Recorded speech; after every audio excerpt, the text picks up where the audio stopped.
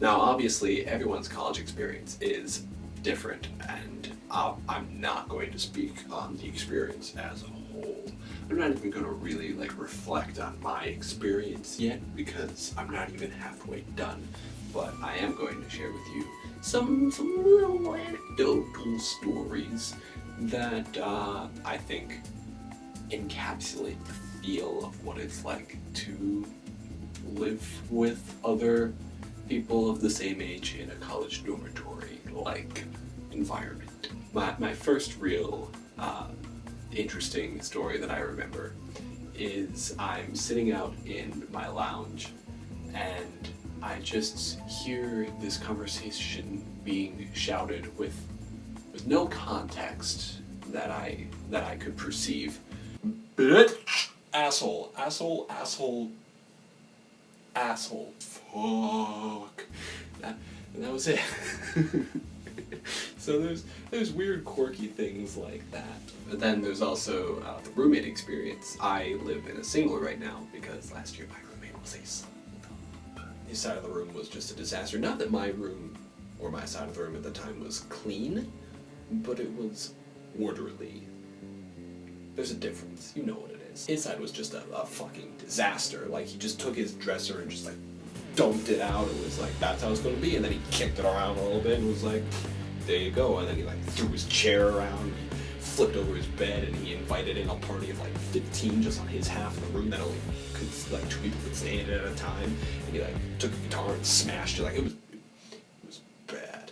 But the worst and not exaggerated thing was in January, he took his toothpaste tub and he just kind of left it on his desk, which doesn't sound like a big deal except it was open, so some of the toothpaste started to leak out, which is gross on its own, but he didn't clean it. He just left it there, and he continued to put his toothpaste in the same spot, still open, so the little droplets of toothpaste began to grow into a puddle. It was approximately yay big by the time it was done.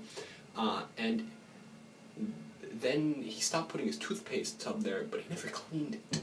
So from January until June, this just little pool of toothpaste was just festering on his desk. I mean, thank God it's toothpaste. It didn't smell too bad, but it was just that's toothpaste you have on your desk. Didn't you just whoop? But nope, it was going to stay there, and it did. By the time June came around and it was time for us to leave, he had to scrape the tub of toothpaste off his desk. It was gross. What else have we got for you? Oh, hold on a minute. Quirky professors. Have I got a story for you? My second day of intro to poetry class, I walk in and the professor has lined out 25-ish objects, and everyone was supposed to take one and then write a poem about it. Most of the objects were pretty standard, simple stuff. There were some rocks, there was a stick, there was a cinnamon stick. Most people got normal things to write about. I have a dead bird in a plastic bag. I don't know how else to explain this to you. It is, there is the dead bird, and it is inside of a taped shut plastic bag. There are feathers still coming out from when I opened it.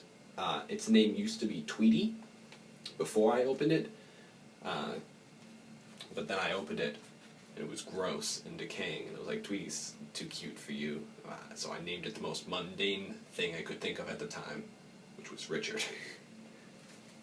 Now I have a freaking bird feather in my hand. I'll throw that out. That's just nasty. Ugh. But as for people living in a dorm together, so it was a Saturday night. It was actually the night of my mom's birthday. That's an irrelevant detail. But anyway, I was hanging out with 4 people in a lounge. We were just kind of chilling. We weren't doing anything that night. We were just hanging out and chatting. But there were people who were partaking in the college weekend lifestyle. And they had come to a rest in the room that's right next to the lounge. And the person who lives in that room comes out, he stares out, he looks at me, he goes, Josh, you gotta get those people out of my room. And I'm sure I didn't act that very well, but it was clear that he was like kidding at the time, so I wasn't taking anything seriously. And also before, we had heard shouting throughout the halls something about people undressing or being naked, and my response to him was, look man, I don't want to deal with naked people. And he goes, no Josh, everyone is fully clothed in there. And perfectly on cue, kid walking down the hall, hears him say everyone's perfectly clothed, whips off his shirt and says, not anymore, and continues to go. He left his shirt there for about 15 minutes. Do I have other story? This morning, 11 o'clock in the morning, I am on my way to my acting class. I had just left work.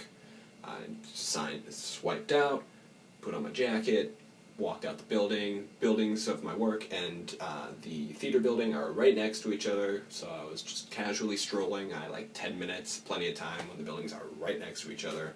In this short little, maybe half-a-minute walk, I get one of the best stories of my college career. So I'm walking, and this group of 3 people are walking the opposite direction of me.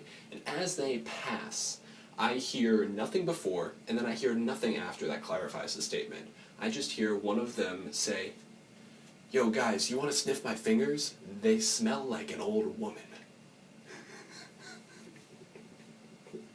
Yeah. I think that's all I got today. Cool. Thank you for watching. I don't know what the point of this video was. I just had silly little stories I felt like sharing. So there we go. There's probably more that I forgot about. Maybe I'll do another one of these. I don't know. Let me know what weird experiences you've had. Doesn't need to be in college, just like with peers or with teachers of some sort. There are weird ones out there. So yeah, thank you so much for watching, and have a good week.